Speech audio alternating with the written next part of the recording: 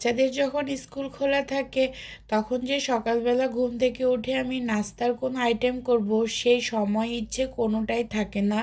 কারণ মানে এটা হয় না আসলে। আর ঢাকা শহরে আমরা যারা থাকি তাদের যাওয়া আসা মানে সময় সব কিছুর আমার কাছে মনে হয় অনেক সময়ের ব্যাপার।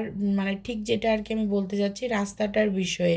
আর আমার মানে বাচ্চাদের স্কুল আমার বাসা থেকে বেশ খানিকটা মানে মোটামুটি ভালোই দূর বলা চলে। এই জন্য নাস্তার আইটেমটা করাই যায় না যখনই ওদের স্কুল থাকে। আর বাচ্চাদের অবশ্য ডে শিফটে তো মানে 11টা 12টার মধ্যেই বের হয়ে যায় সবাই। তো এর মধ্যে আর কি সবার তো টিফিন হালকা পাতলা হয় এদিকে, মানে ভাতটাই মোটামুটি বলা চলে যে খেয়েই বের হয়ে যায়।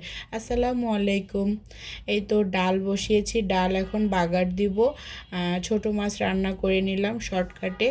এই তো বাচ্চার বাবা সহ সবাই বের হয়ে যাবে ভাত খেয়ে, আমিও তাদের সাথে বের হয়ে যাব। আমার কিন্তু কোনো অফিস আদালত নেই, বাচ্চাদের নিয়ে আসা নিয়ে যাওয়া মানে এগুলোই আমার ডিউটি। কেউ কি আর করার। তা আমি এদিকে রান্নাবান্না নিয়ে ব্যস্ত, আর আমার মেয়ে দেখেন এদিকে মানে মিষ্টি খাওয়া নিয়ে ব্যস্ত। মানে পুরা ওর নাকি সব মিষ্টি এখানে খেতে পারবে, তার ভাইয়ের সাথে এখানটায় শুরু করছে।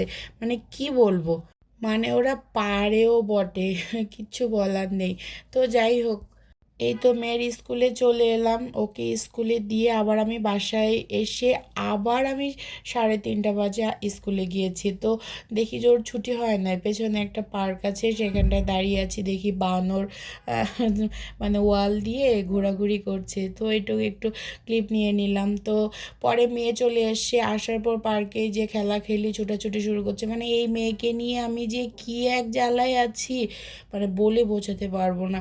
আসলে ওর যখন 3.5 বছর, হ্যাঁ এই সময়টাতেই মানে 3.25 বছর এই ধরনের হবে, মানে 4 বছর হয়নি ঠিক ওই সময় সে ওই স্কুলে ভর্তি হওয়ার সুযোগ পেয়েছিল।